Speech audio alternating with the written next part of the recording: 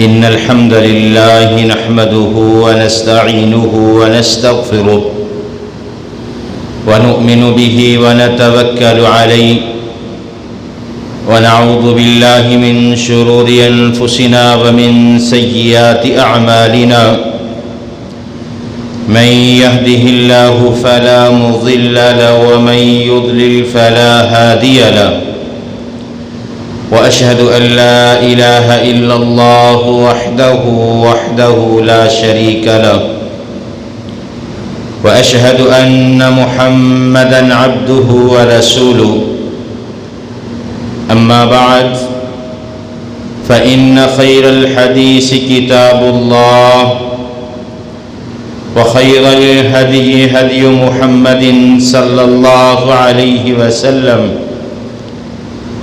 وشر الأمور محدثاتها وكل محدثة بدعة وكل بدعة ضلالة وكل ضلالة في النار أرسله الله بالحق بشيرا ونذيرا بين يدي الساعة وداعيا إلى الله بإذنه وسراجا منيرا أما بعد أعوذ بالله من الشيطان الرجيم بسم الله الرحمن الرحيم يا أيها الذين آمنوا اتقوا الله حق تقاته ولا تموتن إلا وأنتم مسلمون يا أيها الناس اتقوا ربكم الذي خلقكم من نفس واحدة وخلق منها زوجها وبث منهما رجالا كثيرا ونساء واتقوا الله الذي تساءلون به والأرحام إن الله كان عليكم رقيبا يا أيها الذين آمنوا اتقوا الله وقولوا قولا سديدا يصلح لكم أعمالكم ويغفر لكم ذنوبكم ومن يطع الله ورسوله فقد فاز فوزا عظيما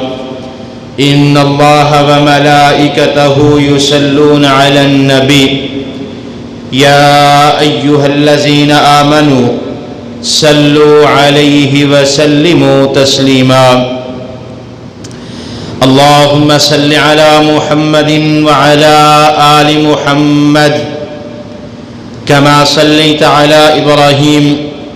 وعلى آل إبراهيم إنك حميد مجيد اللهم بارك على محمد وعلى آل محمد كما باركت على إبراهيم وعلى آل إبراهيم إنك حميد مجيد رب اشرح لي صدري ويسر لي أمري واحلل عقدة من لساني يفقه قولي رب زدني علما رب زدني علما رب زدني علما قال الله تعالى وتبارك في القرآن المجيد والفرقان الحميد بسم الله الرحمن الرحيم واصبر نفسك مع الذين يدعون ربهم بالغداة والعشي قال الله تعالى وتبارك في القرآن المجيد في مقام آخر يا أيها الذين آمنوا استعينوا بالصبر والصلاة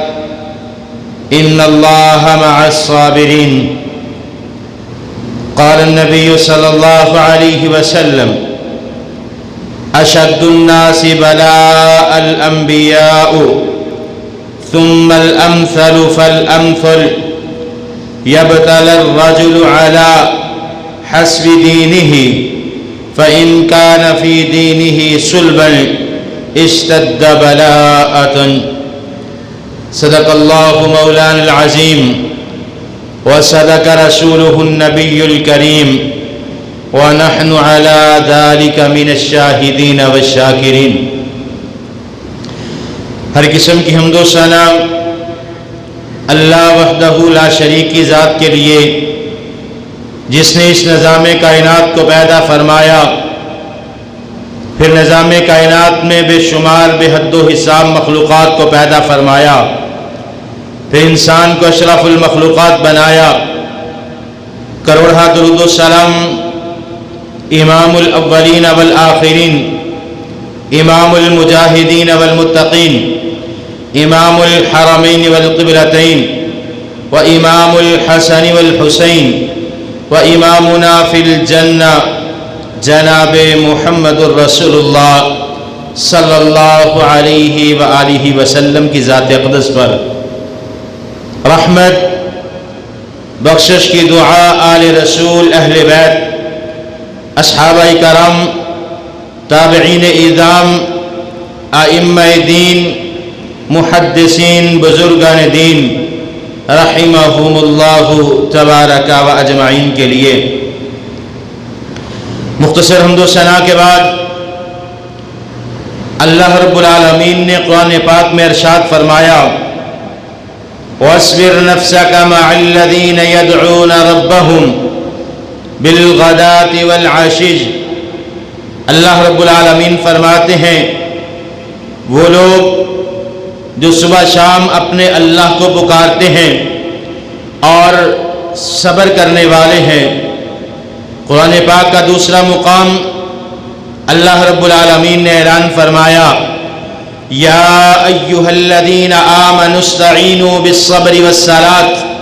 اللہ رب العالمین فرماتے ہیں اے ایمان والو، اللہ سے مدد طلب کرو صبر کرتے ہوئے اور نماز کو ادا کرتے ہوئے۔ ان اللہ مع الصابرین، بے شک اللہ رب العالمین صبر کرنے والوں کے ساتھ ہیں۔ حضرات ذی وقار، آج کے خطبہ جمعہ میں صبر کے موضوع پر رب العالمین کے قرآن سے اور محمد عربی جناب محمد الرسول اللہ صلی اللہ علیہ وآلہ وسلم کے فرمان سے چند ایک احادیث آپ احباب کے سامنے بیان کرنا چاہوں گا۔ اس دور حاضر میں تکلیف، پریشانیاں ہر انسان پر آتی ہیں۔ اگر ہم اپنے گھروں میں دیکھیں تکلیف اور پریشانی موجود ہے، اپنے احباب اور اقارب کے درمیان دیکھیں تو پھر بھی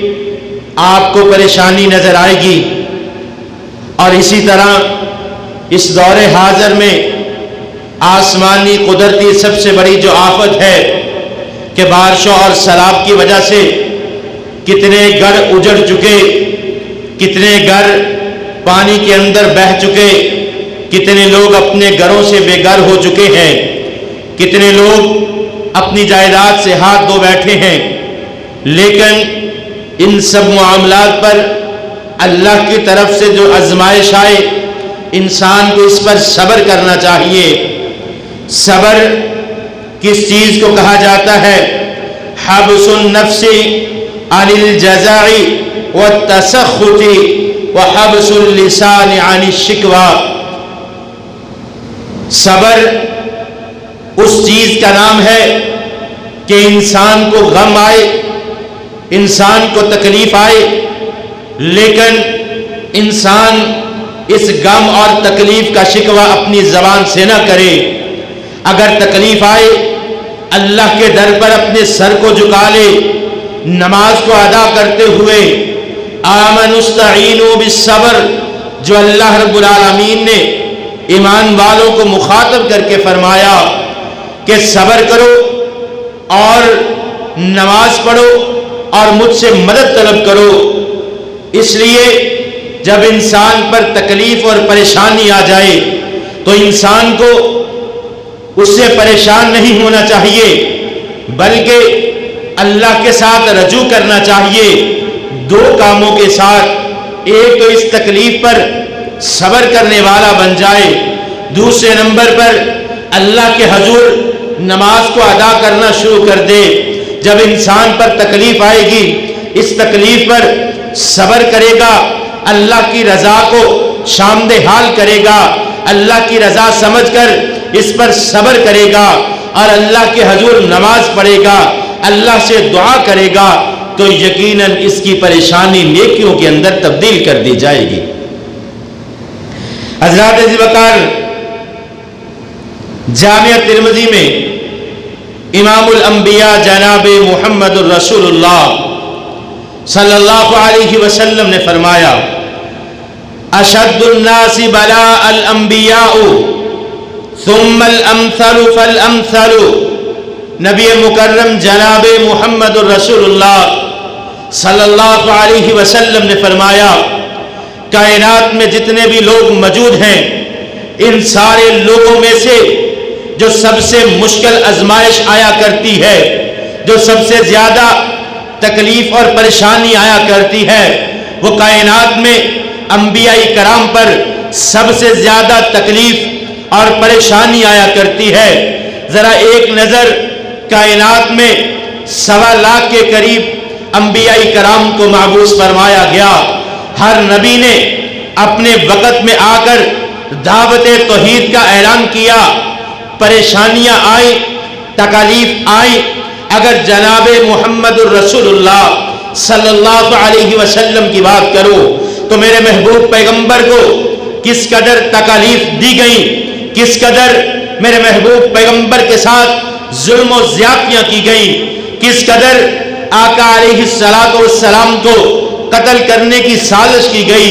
آپ کے کھانے میں زہر تک ملایا گیا۔ اور اسی طرح بنی اسرائیل کے کتنے پیغمبر تھے جن کو آروں کے ساتھ چیر دیا گیا، کتنے انبیاء کرام کو قتل کر دیا گیا۔ حضرت ابراہیم علیہ السلام کی سیرت کو دیکھ لیجئے، ساری زندگی تکالیف اور آزمائش میں گزری ہے۔ اس کے بعد جتنے پیغمبر آئے، حضرت یعقوب کو جان لیجئے، حضرت داؤد علیہ السلام کا تذکرہ پڑھ لیجئے، حضرت سلیمان علیہ السلام کا تذکرہ پڑھ لیجئے، حضرت مریم علیہ السلام کا تذکرہ پڑھ لیجئے۔ جتنے انبیاء کرام اس کائنات میں مبعوث کیے گئے، سب کو آزمائش انتہا درجے کی دی گئی۔ اور آقا علیہ السلام نے فرمایا، ثم الامثل فالامثل۔ پھر انبیاء کرام کے بعد جو انبیاء کے اصحاب ہوا کرتے ہیں، ان کے ساتھ سب سے زیادہ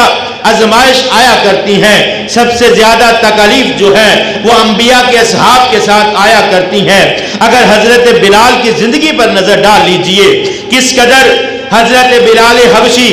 رضی اللہ تعالی عنہ کو آگ کے انگاروں پر لٹایا جاتا، کس طرح حضرت بلال حبشی رضی اللہ تعالی عنہ کے گلے میں رسی ڈال کر مکہ کی گلیوں میں گھسیٹا جاتا، کس طرح امیہ حضرت بلال کے سینے پر پتھر رکھ کر اوپر اپنا قدم رکھتا، کس قدر تکلیف دی جاتی۔ حضرت خبیب کا معاملہ دیکھ لیجئے،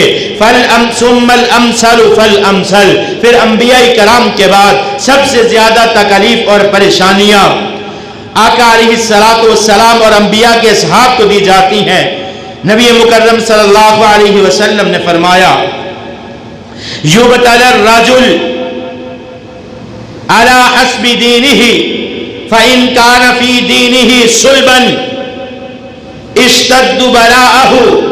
نبی مکرم صلی اللہ علیہ وسلم نے فرمایا، جو شخص دین کے ساتھ جتنا زیادہ جڑ جاتا ہے،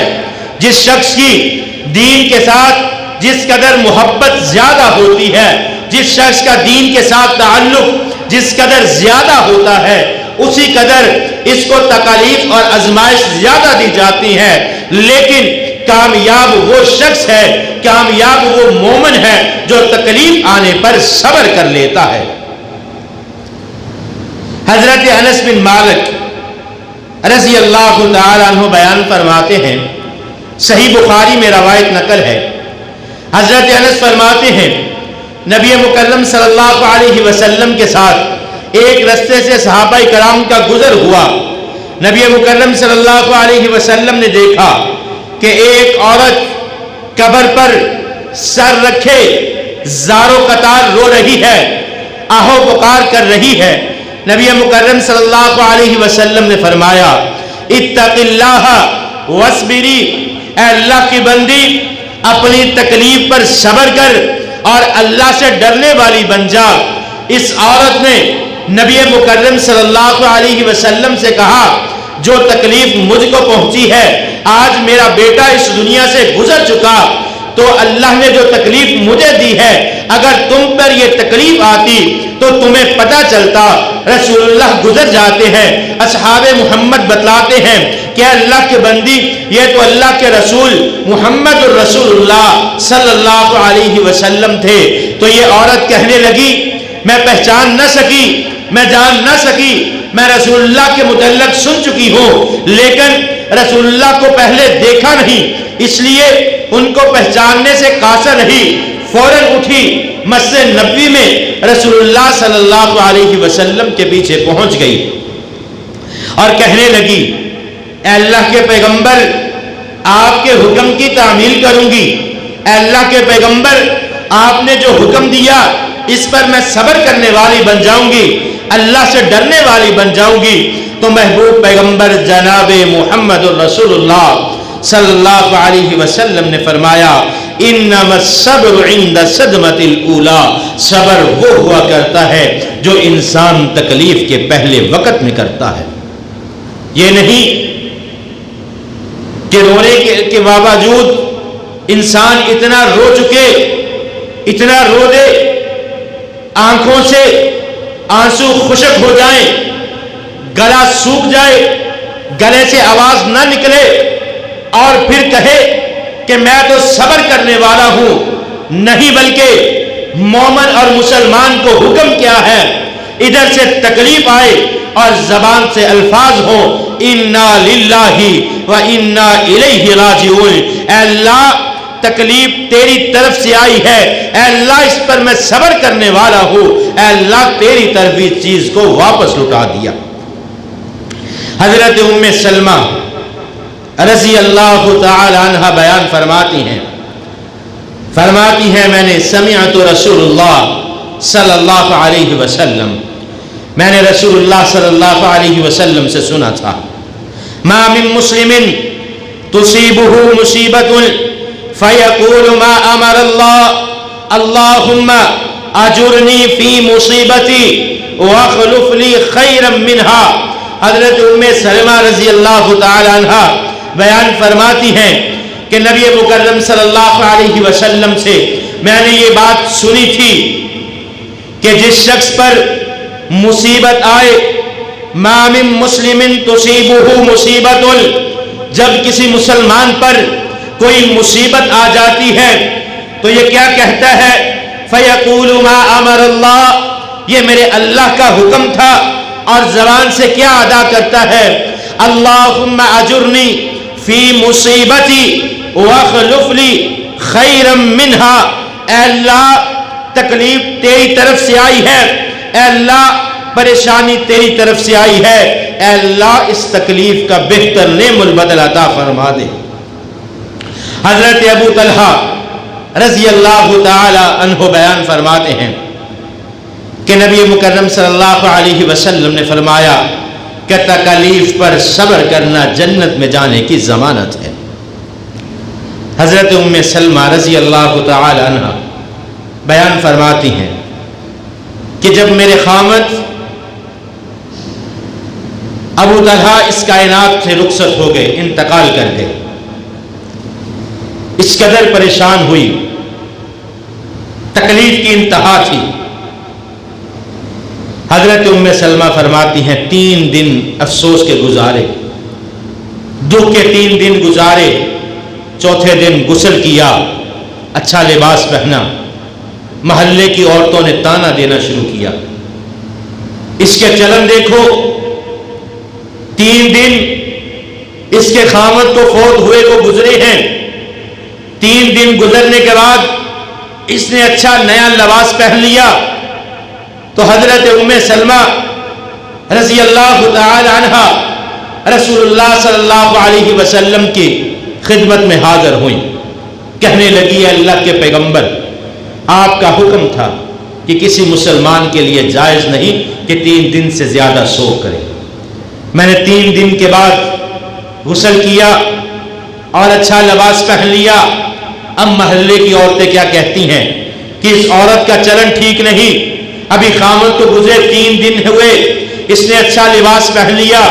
نبی مکرم صلی اللہ علیہ وسلم نے فرمایا اے ام سلمہ،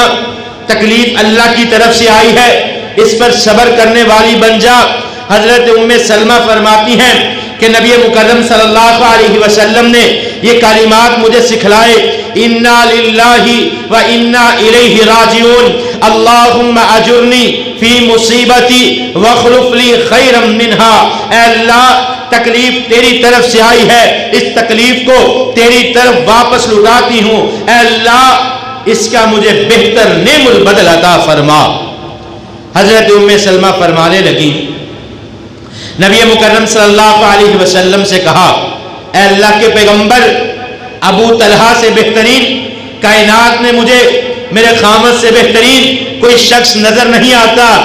لیکن نبی مکرم جناب محمد الرسول اللہ صلی اللہ علیہ وسلم کا حکم تھا، اس لیے حضرت ام سلمہ نے اس ورد کو اپنی زندگی کا حصہ بنا لیا، انا للہ و انا الیہ راجعون، اللہم اجرنی فی مصیبتی واخلف لی خیرا منہا۔ حضرت ام سلمہ فرماتی ہیں اس وظیفے کا، اس ورد کی فضیلت کا اس دن علم ہوا، اس دعا کا اس دن مجھے پتا چلا کہ جو میں اللہ سے دعا مانگ رہی تھی، اے اللہ تکلیف تیری طرف سے آئی ہے، اے اللہ اس تکلیف کا بہتر نعم البدل عطا فرما۔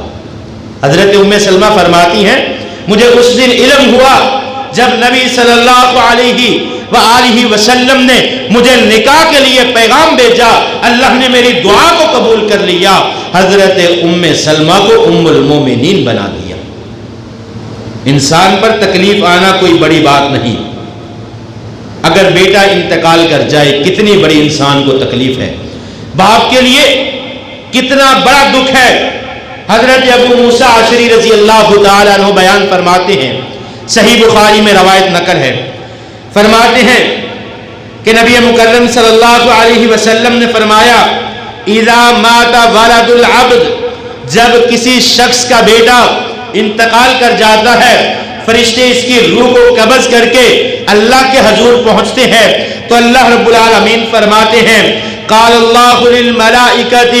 قبضتم ولد عبدی، اللہ رب العالمین فرشتوں سے کہتے ہیں اے میرے فرشتوں، کیا تو نے میرے بندے کے بیٹے کی روح کو قبض کر لیا؟ فرشتے کہتے ہیں نعم اے اللہ، جی ہم نے تیرے بندے کے بیٹے کی روح کو قبض کر لیا۔ فَيَقُولُ، تو اللہ رب العالمین فرماتے ہیں قَبَضْتُمْ ثَمْرَ فُؤَادِهِ، کیا تو نے میرے بندے کے لگتے جگر کی روح کو قبض کر لیا؟ فرشتے کہتے ہیں نعم۔ فَيَقُولُ مَاذَا قَالَ عَبْدِي، اللہ رب العالمین فرشتوں سے پوچھتے ہیں اے میرے فرشتوں، جب تم نے میرے بندے کے بیٹے کی روح کو قبض کیا تو اس کی زبان پر کیا لفظ تھے؟ تو یہ کہتے ہیں فَيَقُولُونَ حَمِدَكَ وَاسْتَرْجَعَ، اے اللہ جب ہم نے تیرے بندے کے بیٹے کی روح کو قبض کیا، اس کے بیٹے کا انتقال ہوا، اس نے تیری حمد کو بیان کیا اور کلمہ یہ ادا کیا انا للہ و انا الیہ راجعون، اے اللہ مصیبت تیری طرف سے آئی ہے، اے اللہ اپنی مصیبت کو تیری طرف لٹاتا ہوں۔ پھر اللہ رب العالمین فرماتے ہیں فَيَقُولُ اللَّهُ عَزَّ وَجَلَّ ابْنُوا لِعَبْدِي بَيْتًا فِي الْجَنَّةِ وَسَمْنُوا فِي الْحَمَدِ، اللہ رب العالمین فرماتے ہیں اے میرے فرشتوں گواہ بن جاؤ، میرے اس بندے کے لیے جنت میں ایک گھر تعمیر کرو اور اس گھر کا نام شکرانے والا گھر رکھ دو، کیونکہ جب اس کو تکلیف آئی، پریشانی آئی، اس نے اللہ کو یاد کیا۔ ہر گھر میں پریشانی آتی ہے، ہر انسان پر زندگی میں تکلیف آتی ہے، جس طرح خطبے کے ابتدا میں نے حدیث کو ذکر کیا کہ انبیاء کے بعد انبیاء کے اصحاب پر سب سے زیادہ تکلیف آتی ہیں، پھر اس شخص پر سب سے زیادہ تکلیف آتی ہیں جو بندہ دین اسلام کے ساتھ محبت کرنے والا ہے۔ جتنی انسان کی اس بندے کی دین اسلام کے ساتھ محبت ہوگی، اللہ رب العالمین اتنی زیادہ آزمائش اور تکلیف اس پر مسلط کر دے گا۔ اللہ رب العالمین اپنے بندے کی آزمائش چاہے گا کہ میرا بندہ کتنا کس کا ایمان پختہ ہے، کتنا اس کا دین پختہ ہے۔ حضرات، نبی مکرم صلی اللہ علیہ وسلم نے فرمایا جس شخص کے 3 بچے بلوغت سے قبل انتقال کر جائیں تو آقا علیہ السلام نے فرمایا وہ بندہ پکا جنتی ہے۔ ایک صحابی رسول کھڑے ہوئے، کہنے لگے اے اللہ کے پیغمبر، اگر کسی کے 2 بیٹے، 2 اولاد میں سے 2 بیٹے یا بیٹیاں انتقال کر جائیں اس کے لیے کیا حکم ہے؟ رسول اللہ نے فرمایا وہ بھی جنتی ہے۔ تیسرا شخص کھڑا ہوا، کہنے لگا اے اللہ کے پیغمبر، اگر کسی کا 1 بیٹا انتقال کر چکا ہو، رسول اللہ نے فرمایا وہ شخص بھی جنتی ہے۔ اس تکلیف کی وجہ سے اس نے اس پر صبر کیا، اللہ رب العالمین نے اس پر اسے جنت کا انعام عطا فرما دیا۔ تکلیف جو ہے ہر انسان پر آتی ہے، کبھی اولاد کی نافرمانی کی وجہ سے، کبھی کاروبار میں پریشانی کی وجہ سے، کبھی دوست احباب کے ناراض ہونے کی وجہ سے، کبھی رشتہ داروں کی ناراضگی کی وجہ سے، کبھی کوئی اپنا اس دنیا سے گزر جائے، انتقال کر جائے، اپنا قریبی باپ ہو، بیٹا ہو، بہن ہو، بھائی ہو، ماں ہو، بیٹی ہو، کوئی قریبی انتقال کر جائے، لیکن انسان کو ہر وقت صبر کا پیمانہ پکڑ کے رکھنا چاہیے۔ اگر تکلیف آ جائے، جس طرح اللہ رب العالمین نے قرآن میں فرمایا تکلیف آئے مجھ سے مدد طلب کرو صبر کرتے ہوئے اور نماز کو ادا کرتے ہوئے۔